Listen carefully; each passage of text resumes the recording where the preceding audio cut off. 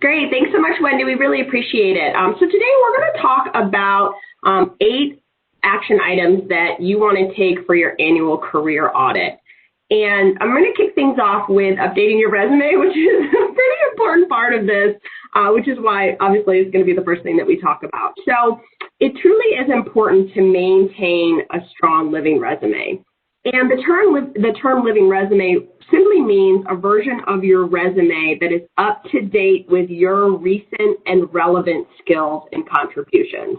So for a lot of people, a really great time to update your resume is after your yearly performance review. I know here at Apex we do our performance reviews at the end of the year. I know that's very common.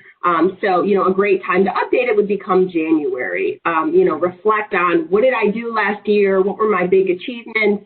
Did I get any accolades? Anything like that, project highlights. Key responsibilities, any new technologies that you learned, that is a great time to do that. Another great time to do that, if your cadence is different for your annual performance reviews, could be after any major project milestone or release. But really, when you're analyzing your year in review, here are a few questions to ask yourself. So what did I accomplish this year? Again, what are my main contributions or main deliverables that I played a strong part in? Did I receive any accolades, customer or stakeholder feedback that really stuck out? Were there any target metrics that I tracked? So, especially for project managers, did I have a certain amount of time or money, big savings in that department, or was I able to release a product 5 months ahead of schedule that produced X amount of revenue for the organization? Those are big things that you want to include on your resume. Again, I talk to a lot of PMO directors and hiring managers, and that's one of the big things that they say they look for on their resume is metrics.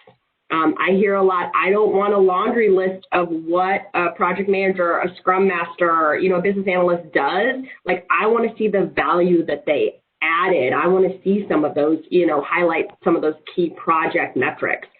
So that's a great thing to look at. And then additionally, did I gain any new experience from tools, technologies, or methodology standpoint? Did you finally have the opportunity to work for an organization that's along an agile journey? And maybe they are doing large solution safe. Well, that's something you should definitely put on your resume because that's a hot skill set. Maybe you had an opportunity to work a little bit more with Kanban. Those are things that really are going to, help you stand out. So make sure that you're updating that as you gain those tools. And with many of us being remote, I think the bulk of us are remote these days, I'm sure there are tools that you're utilizing now that you potentially weren't utilizing 6 months ago. So make sure, that's a big thing, especially in the area that I support, that communication, those communication skills are so important. And again, with that virtual component, there's a lot of new technology, or just technology that's out there that we're utilizing now to help enhance that and make our jobs easier. So just make sure that you're listing that on your resume. And then finally, what did I do outside of the office to improve my professional brand or my overall capabilities? So that may include anything from training, certifications gained, involvement in user groups or organizations, virtual conferences you attended, side projects, any community involvement or acts of volunteerism. But definitely don't sell yourself short in this one particularly. Erica and I see so many candidates that neglect their outside training and community activities. And trust us, that may be the thing that sets you apart as a candidate. We've seen it firsthand, especially if you're somebody right now that's been furloughed or been laid off, and you're doing training, you're keeping up, you're actively participating in these side projects or community projects. That is content you want to add to your resume. Now, if you're somebody on the flip side, again, we're kind of gearing this towards somebody that's doing an annual career audit. So, hopefully you already have a resume. But if you're somebody that's updating your resume for the first time in a long time, which trust me, I understand, I've been at Apex 15 years, so I'm in that boat with you, right? We have a great resource for you. So we're going to share this slide deck with Wendy. I'm sure she'll send it out to the group. But here's a link at the bottom of this page, the step-by-step resume cookbook that Erica, Jeff Beard, and I put together for job seekers. And it takes you from A to Z on building and maintaining a resume that you're going to be proud of, that's going to do you very well in your job search. So great content for you. And again, we really go through some of the steps listed on the right side of this page, from really the beginning of identifying a template, what content to include, how to review it, what do you want to fill in, and then again, kind of maintaining it on a yearly basis. So Erica, anything else you want to add here? But again, this is a very important piece that I would make sure that you're updating as you hit those big milestones, or at a minimum on a yearly basis. Yeah, I mean, I've done a number of resume consultations over the last couple weeks, and I think some of the things that are missing in so many resumes, to your point, the metrics, right? What were the outcomes, the results of what you did, kind of those ROI features and aspects. And if you're not sure of that information, definitely consult with other folks internally, consult with the client, with your boss, whoever took kind of the lead on that. That's really, really important. And then, Kate, to your point about what folks do outside of the office, that's missing more often, or at least pieces of what you've done. So I just spoke with someone the other day who's been really active during his job search with kind of upskilling is the buzzword that we're, hearing a lot about. And, he's a DevOps professional, and he's been attending multiple DevOps days. He went to Microsoft Ignite. He's doing all these conferences, pet projects on GitHub, and a lot of that stuff wasn't included, or it wasn't included in the right way and framed the right way. So just think about, what am I involved in outside of the office, and then how am I framing that, and then any particular contributions. I think that's really, really important.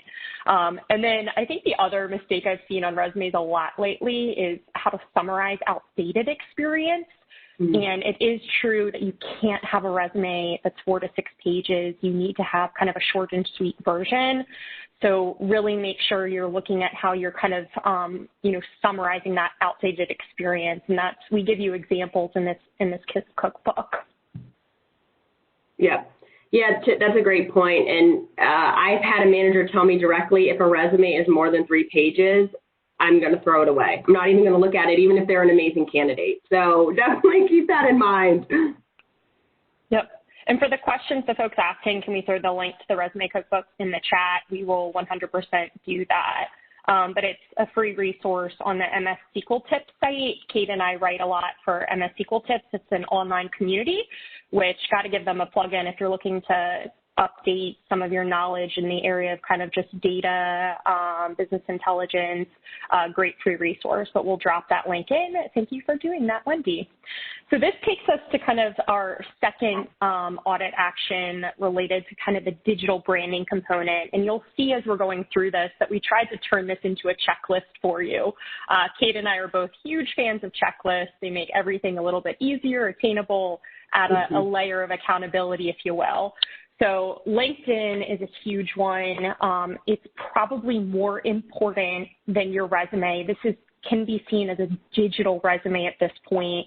It's such a powerful, powerful platform. Outside of being just kind of a digital resume, it really gives you the ability to showcase your credibility through things like really strong and effective recommendations, through writing samples, through technical assessments, which they just added in the last year. It's a really powerful learning channel and platform for just following thought leaders, thought-leading companies, thought-leading conferences, organizations like the Great IT Pro and the content they're putting out, and individuals. And they've really upped their game in the last year in terms of visual components as well, and being able to really, upload non-proprietary examples of your work, upload copies of your certifications, and just have some fun visually with it. So here's kind of our checklist for kind of that annual audit with LinkedIn and kind of giving yourself a LinkedIn makeover. And this is something you can do quarterly or even twice a year, but at a bare minimum, definitely do these things at least once a year. And if you add it all together, it really shouldn't take you more than an hour or two to get through this stuff, and you can kind of chunk it. But first and foremost, obviously tagline, it's the first thing accompanying your picture that people see.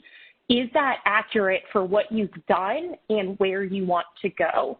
Also, pay special attention that anything that folks, if you're active in a job search, anything recruiters or other hiring professionals might use to search for somebody like you, such as your title, certifications, and technologies, as well as methodologies. Those are typically the 4 things that recruiters will really look for and search for. If you have that stuff spelled out in your tagline, it will kind of give more weight to your profile. So really looking at that tagline and asking yourself, is this a good 6 to 8 second elevator pitch for just who I am as a professional? Does it include, you know, kind of those hot ticket items that people are looking for, like a Scrum Master or SAFe certification, as well as any DevOps knowledge? Second, then looking through kind of that skill summary. How is that reading? Is it relevant? Is that a good 30-second elevator pitch? Does it include accomplishments, tools, technologies, methodologies you've used? So giving that kind of a once-over and updating it a little bit. Going through the skills at the bottom of your profile and just, you know, what could I remove at this point? What is no longer relevant for where I would like to go with my career? And then what can I add from the last year? Again, with number 4, LinkedIn added assessments. I think on the early part of this year, those can be really powerful because if you do well, they can add more kind of ammo, if you will, more candidate marketing, just more credibility to what you can kind of bring to the table. Also during this audit, it's a really good time to, you know, determine who would be a good person to write a recommendation for me, and make it a goal to try to get at least 1 recommendation a year. Recommendations are one of the things I see job seekers kind of missing the most that can really, really help you during a job search. You can talk all day about all of the amazing things that you've done, but if you can back that up with providing really powerful testimonials that speak to what you accomplished from the client, from a team lead, from a manager, that's going to be just so powerful for your case and can really kind of put you over that edge. And then lastly, just what visually can you do? If you've got certifications, you know, you can add in screenshots of that. If you've given a presentation at a local association meeting, maybe a professional development day or another group, or maybe you've given a presentation to, you know, the organization you went to school at or a local STEM partner, keep in mind those are great examples of your work that you can upload to LinkedIn, again, as long as it's not proprietary. And then lots of fun you can have with kind of your background image these days, but especially when you keep in mind that a picture really is worth 1,000 words. Just as you're doing some quality assurance on your LinkedIn profile, just look and say, what stands out? What imagery do I have? And then, okay, what can I add? How can I add at least 1 visual component? And this is also where if you have an infographic version of your resume, kind of a picture one, you can also upload your resume or a graphic representation of your skills. I've seen some really cool things this year with folks having even like pie charts, bar charts, you know, just visual representations of their skill set. This is a great place to kind of highlight those. Kate, do you have a number 1 on LinkedIn that you like? Yeah, so I spend a lot of time on LinkedIn. I mean, anytime I'm going into a client meeting, I look up the manager to see if they're on LinkedIn. I look at candidates on there. I spend a lot of time. So to Erica's point, for me personally, the tagline and your picture are the biggest thing. I mean, that is prime real estate. In all honesty, when I see somebody that doesn't have a profile picture, it's a bit of a red flag. If it's left blank or, you know, or if it's unprofessional.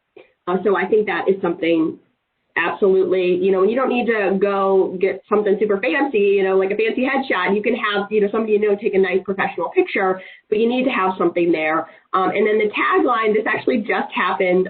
My coworker who oversees our digital practice, he actually was invited to join an elite group of digital professionals.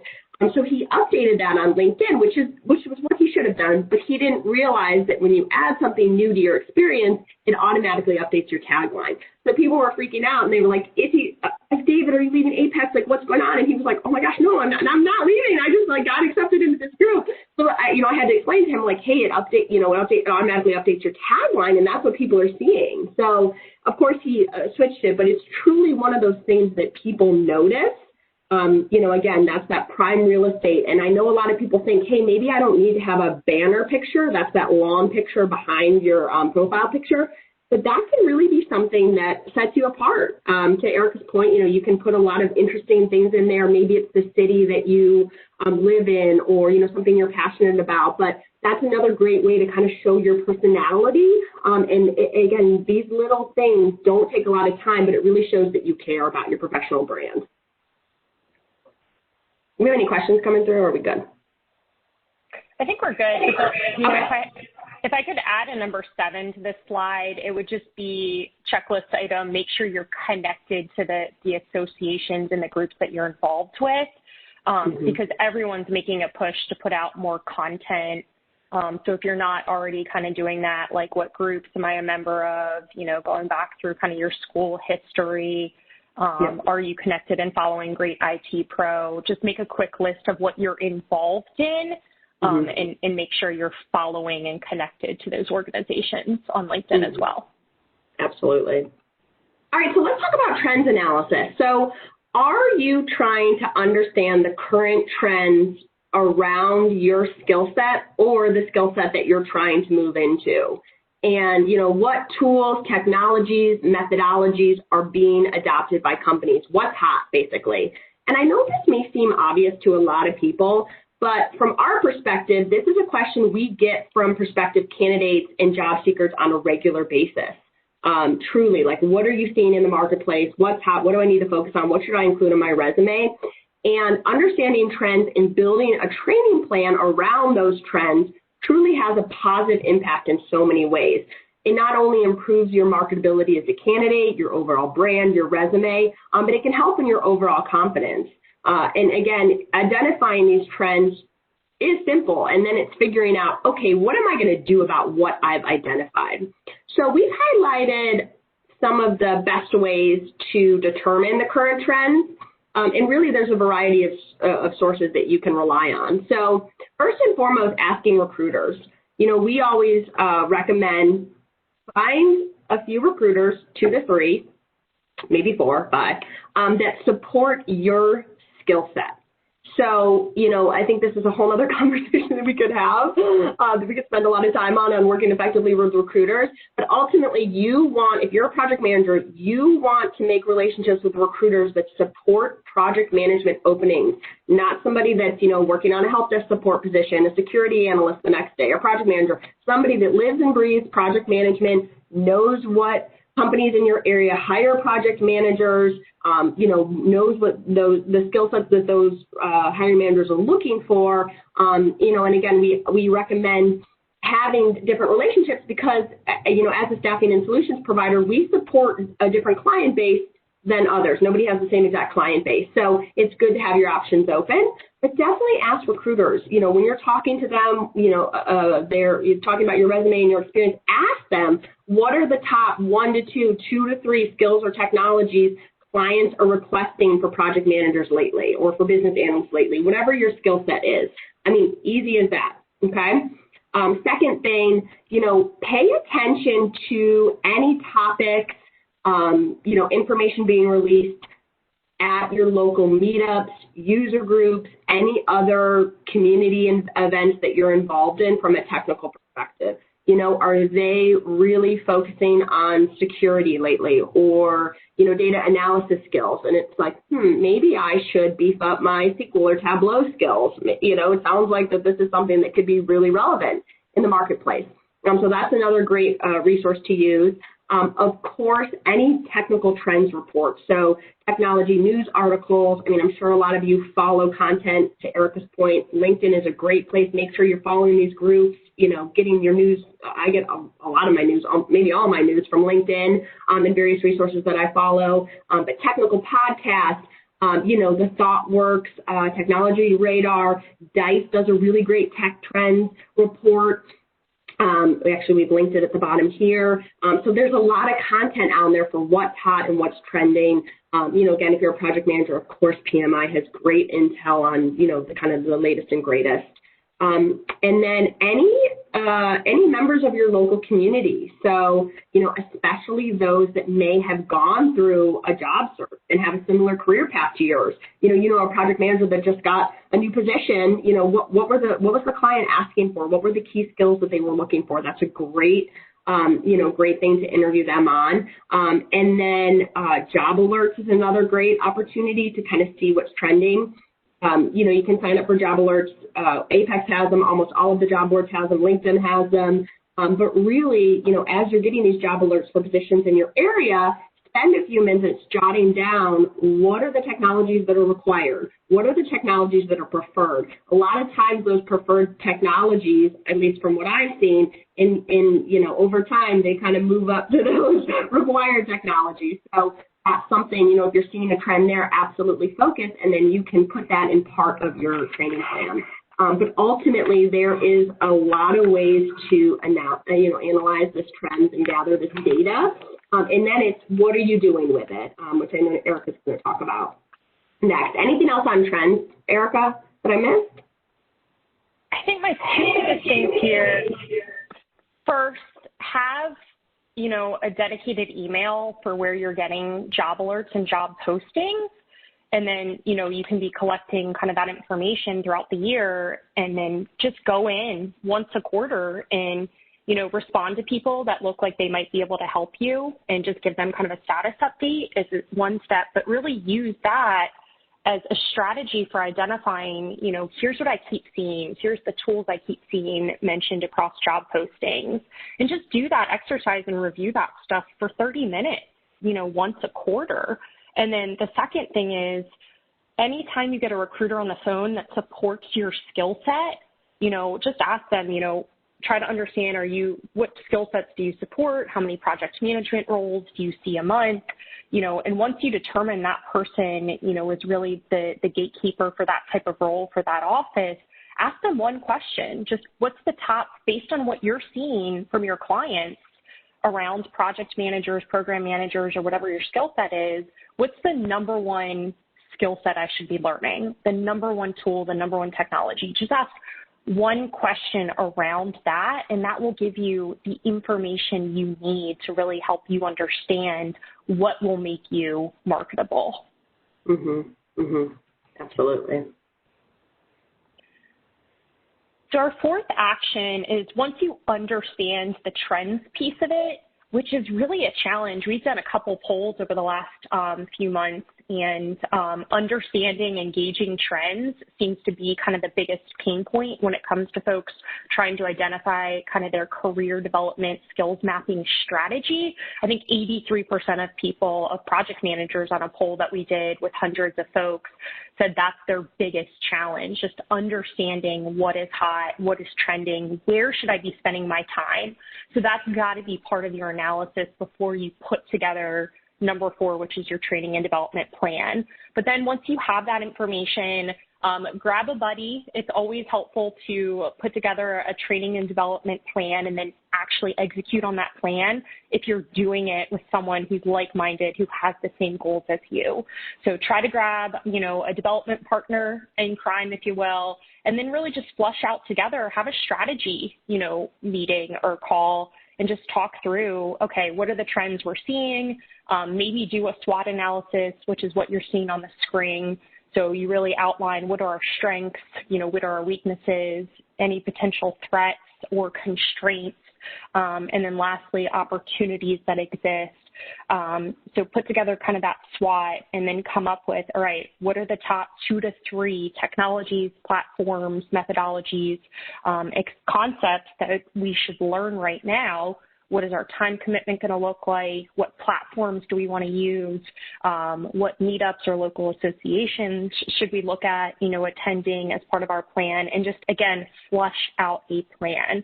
And then hopefully you guys can set up kind of a regular cadence, maybe a monthly checkpoint for just how are we doing against our goals based on just, again, the amount of time that you have available. but really think through and focus on top 2 to 3 skills at a time. Look to your community, look to conferences. It's amazing how many conferences are free right now. Microsoft Ignite, I think last week was when Ignite happened. That was free. Upcoming PASS, Professional Association of SQL Server, their conference is free. Pluralsight Live coming up in October is free. So we've never, I mean, some of these conferences that none of us have been able to get to before, because the travel costs and time, plus the conference fee, that stuff, those barriers are no longer existing. The fact that Pluralsight is hosting so many free conferences is really amazing. And then I think my other big thing around training is, most of the folks on the line are in the project management profession, but remember that there's so many great events out there in other disciplines where it would be advantageous for you to be developing your knowledge. So some of the trends that we're seeing, and Kate, if you could chime in with any I'm missing, but folks are looking for project managers to have experience, data, cybersecurity, DevOps, Agile, anything in kind of that transformation bucket are kind of the big ones. And keep in mind that there's so many events out there, the annual B-Sides conference for cybersecurity, right? DevOps days for DevOps. Almost every big city has what's called a SQL Saturday for kind of the data side of it. But there's so many great events out there. Make sure you're looking not just kind of within your wheelhouse of project management, but based on the trends, what I'm seeing in the projects companies are going towards AI, right? RPA. Make sure you're looking at events. And, when you're attending some of these conferences, I'll use Pluralsight Live as an example, make sure you're tuning into stuff outside of project management that's hot within project management, like in AI. Kate, anything else you want to say on kind of that piece of it? Data and Agile, I hear it every single time I talk to a manager. So any data analysis skills that you can gain and any skills within, Agile framework will be big.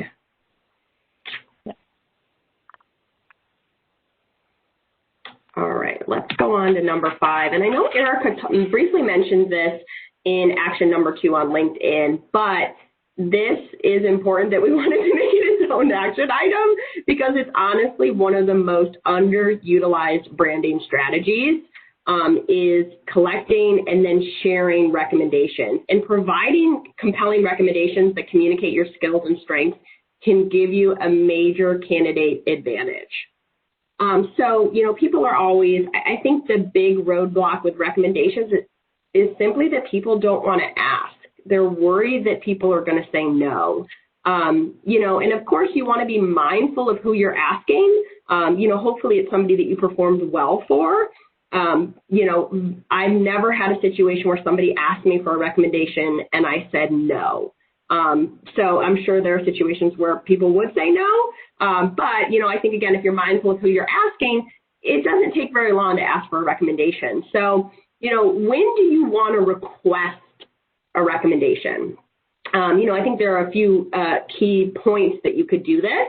But first and foremost, after you deliver on any major project or product release, if you're leaving an organization or you have a contract that's coming to an end, it's just slated to be a 6-month contract and that's what it is, and you performed really well. If you are potentially transferring to a new role within your organization, or looking to transfer to a new role in your organization, and then of course during or after your annual performance review, especially if you've had a knockout year. So those are really great opportunities, and we've listed some folks that you can ask recommendations for. I think people always think like, oh, it's my manager, but that's not the case. I think a lot of times customer feedback, stakeholder feedback, any vendors that you've worked with, clients, that sort of thing, that is really great. That can really speak well for your candidacy. Any peers, you don't want all of your recommendations to be from peers, but I think sometimes having a peer review is really great too. Of course, anybody that worked for you, if you are a supervisor, anybody that you've trained, mentored, Are you really involved in your local technical community? Maybe you serve on a board there, or maybe you simply just attend their, professional development day events, and you volunteer there. That is somebody great to ask. If you're somebody that's newer into the marketplace, professors, anybody that you did an internship for, that's fantastic. So I think we really wanted to include this because we don't want people to limit themselves on recommendations. And this is one of those things that can absolutely make you stand out. Again, we talked about the importance of the LinkedIn profile, and I know somebody asked, so I'm going to address it here since we're kind of on this topic of LinkedIn. But why is a picture so important and a red flag if it's missing? So I saw a stat. I mean, I'm not going to get it exactly right, but I think it's pretty close. I think LinkedIn published it, but like your profile is 20 times more likely to get engagement if you have a profile picture. And think about it. If you went to an interview, you would dress up for it. You would look nice, right? It's the same thing with your LinkedIn profile. Again, if you have nothing there or if it's unprofessional, that's one of the first things that people see. And you want it to stand out. It's like your resume. A lot of times your LinkedIn profile and your resume, they're not going to have an opportunity to look at anything else. So things like having a professional profile picture, having recommendations, that truly can set your profile above the rest. So, this is something like, again, make sure your recommendations, this is something we include in our annual career audit, you're updating them on a regular basis. Again, after those big milestones, at least once a year, whenever you really get outstanding feedback or, a boss, a client says you did excellent work, that is a great time to ask for a recommendation. Yeah, just real time is so imperative here. And sorry, I'm hearing a little bit of an echo when I first start talking. I apologize about that. But real time is so imperative for getting recommendations. I've had a couple instances where people have asked me for a recommendation and they hadn't worked for me or we hadn't worked together in years. And it was really hard for me to recall. My memory's not great, so I feel like that's worth sharing. But I couldn't recall. I had to ask them, like, hey, what dates exactly were you employed? What initiatives were you a part of? So real time, again, don't be shy about asking. People want to help you, but it's helpful for us if you ask us sooner rather than later so that we can get the recommendation to be more relevant. And of course, we're going to recall things better the fresher that is. So number 6, networking and community plan.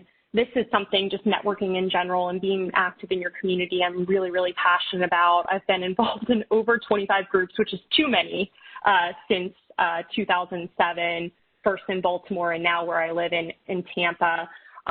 So I think this is really important to look at, one, just what platforms are you on? For most people, Meetup is the most popular platform for identifying new groups that are out there, being made aware of events for groups.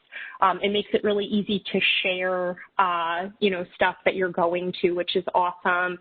It creates a discussion board and a platform for discussion within the group, et cetera. So just looking back over the past year, what was I involved in?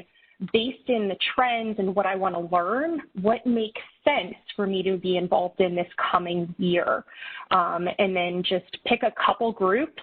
Less is more when it comes to attending things. And set constraints for yourself. One of the things I learned the hard way is I was going to 3 or 4 different meetings at one point a week, and it was too much, right? So just like we've got work-life balance, you've really got to have kind of community networking life balance as well, and make sure that you're attending the groups that are most relevant for you. So for me now, just to give you an example, I'm active in about 5 in Tampa, Women in Tech, so WITI, Project Management Institute, IIBA, the Tampa Tech Career Advice Meetup, and then lastly, actually, am an organizer for a meetup called Tech for Good. So again, really strategize what groups does it make sense to be a part of, and then figure out what do I want my membership to look like this year. So for the 5 active groups, or the 4 outside of the one that I run, because I can't really miss any of those meetups, I try to attend one thing a quarter, right? So really make smart goals around your involvement. And then if you have the time and the interest, it's really advantageous for you to look at getting involved at a deeper level in one of those groups. Almost every group or association that's out there, they need board members, they need volunteers to help in some capacity. That could be a big commitment, that could be a small commitment. When I first joined the committee for the local PMI chapter, I literally just helped with their Twitter. I got them set up on Twitter, and then I did 1 or 2 posts a week, right? So it wasn't more than a 10-minute time commitment on my part, you know, for that week. So really thinking about, okay, well, what are my goals? How much time do I have? And then what can I be doing to contribute more? Because not only will that help with skills development and really be helpful from a networking standpoint, but it's great extra content around leadership, initiative, et cetera, to include on your resume, LinkedIn profile. And then last but not least, just making sure that you're connected socially with all the groups that you're a part of. And the last thing I want to say about networking is once you're involved in a group, you know, make sure that you're putting yourself out there, you know, based on kind of what you need at that time. So maybe you're looking to identify the trends, you know, and what tools you should be in, technologies you should be learning. Throw that out there. Say, hey, you know, I'm interested in understanding what I should be learning right now. What tools or methodologies has everyone been using this year? If you're job searching, put that out there. You know, hey, I'm looking for an XYZ type of job. You know, is anyone hiring? Here's my LinkedIn profile. Connect with me. So make sure that you're thinking about as you're going into this stuff, you know, what's the number one thing that I could use for my career development or my job search right now in kind of self-promoting.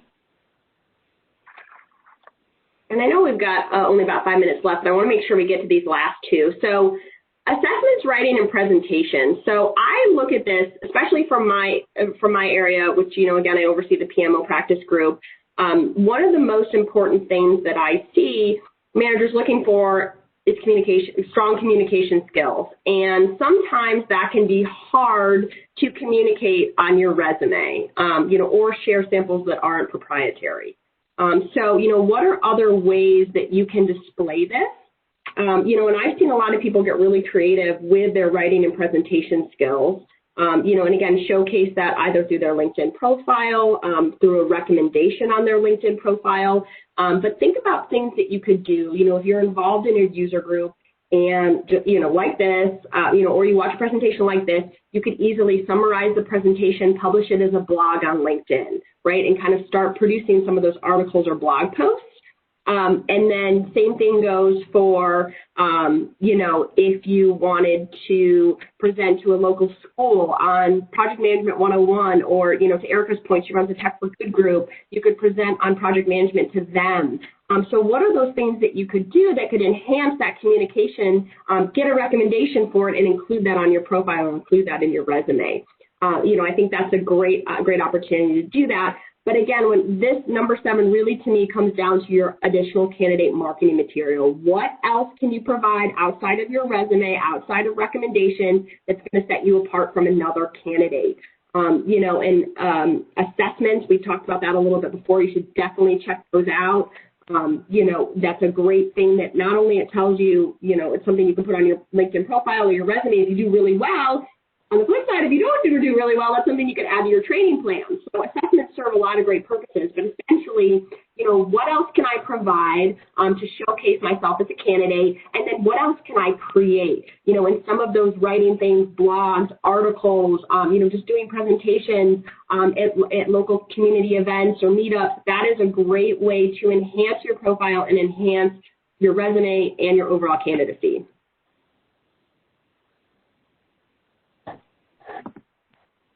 Awesome.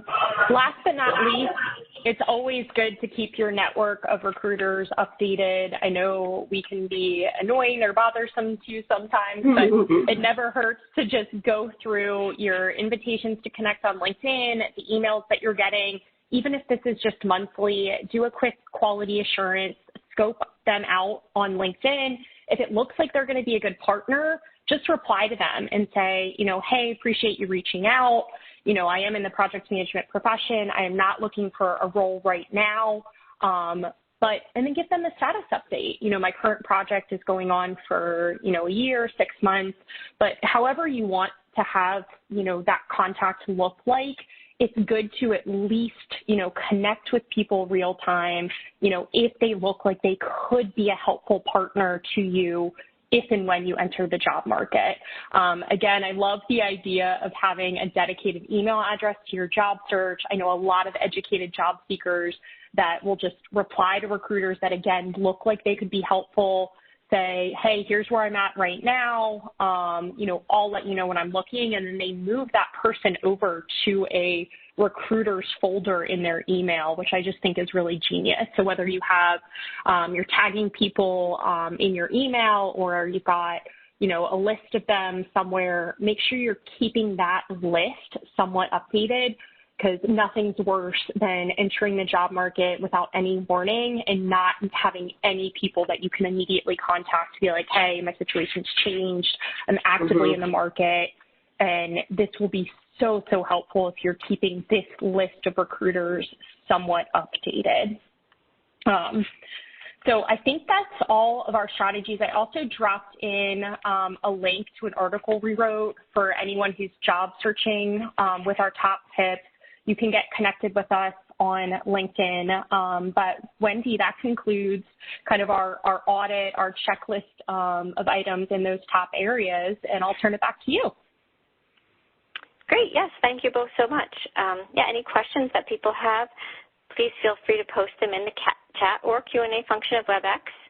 I think you covered the ones that have been posted. There was one I don't know if you wanted to reiterate. Someone had asked the importance of actually having a picture, which you did mention. I don't know if you had any other thoughts on that. I looked up the statistic just to make sure that I would get it right, and I was close. It's your LinkedIn members with a photo receive far more engagement, 21 times more profile views, and 9 times more connection requests.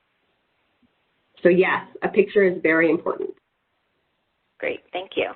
And yes, feel free to connect with us on LinkedIn too. And as we mentioned earlier, the link to the cookbook is posted in both the Q&A or the chat function of WebEx. Oh, let's take this. This is a great question. What's the best way to handle salary questions? First off, I think it's really important to understand your market worth. A lot of people miss taking that step. So use, like anything, any major concept, use a variety of resources, check out salary calculators. Indeed has one. DICE has one. My favorite salary resource and tool is PayScale. It's free. It'll take you 20 to 25 minutes, but that'll give you an idea of just, again, your market worth. So always go into your job search understanding that market worth component and having a range based on your motivators. And then when that question, comes up, just what are you targeting for a salary? One, have a range. Don't have a $50,000 range, but maybe have a $5,000 to $15,000 range and set the precedent. Hey, here's the range that I'm targeting based on kind of what I've evaluated in terms of using tools for market worth, but also incorporating, key things that are important to me. But this is all dependent on kind of the full compensation package. Kate, anything else you'd add to that one? I was absolutely just going to say the full compensation package. Is there profit sharing? Are there bonuses? What else is included in that? And I've seen both ends of this. I've seen individuals that have been at a company for a long time and have maybe transitioned into a different role, find themselves out of work, and they are so underpaid. They didn't know, right? They didn't know what else was out there, and this skill set or this role that they moved into was, really hot in the marketplace.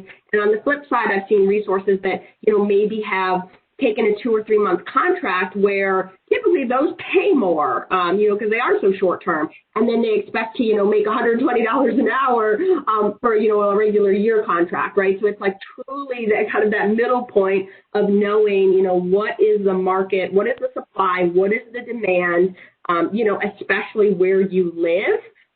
You know, and again, are there other things included? Most of us are remote now. I don't know how long that's going to last, but I know that, you know, people are being a little bit more flexible in the hopes of staying remote in the future. So, you know, I think it's one of those things you truly have to evaluate it before you can go in and throw a number out. Hey, Wendy, can we take another question, or do you want us to direct folks to just ask us on LinkedIn? No, we can. I see that there was one about, if you wouldn't mind mentioning the free conferences again. Oh, the free conferences? Okay. So definitely follow up with me, because part of my job with Apex is to make sure we're connected in technology communities for the major areas we support. So definitely ping me via LinkedIn. But annual conferences, every major city typically has what's called a DevOps Day.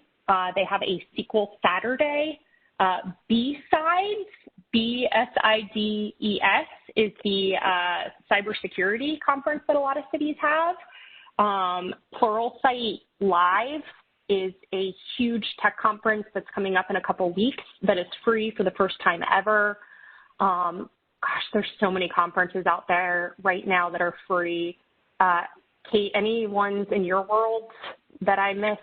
I mean, I didn't hit any PM ones, but they're very discounted for sure because they are broken. I've noticed that. So, and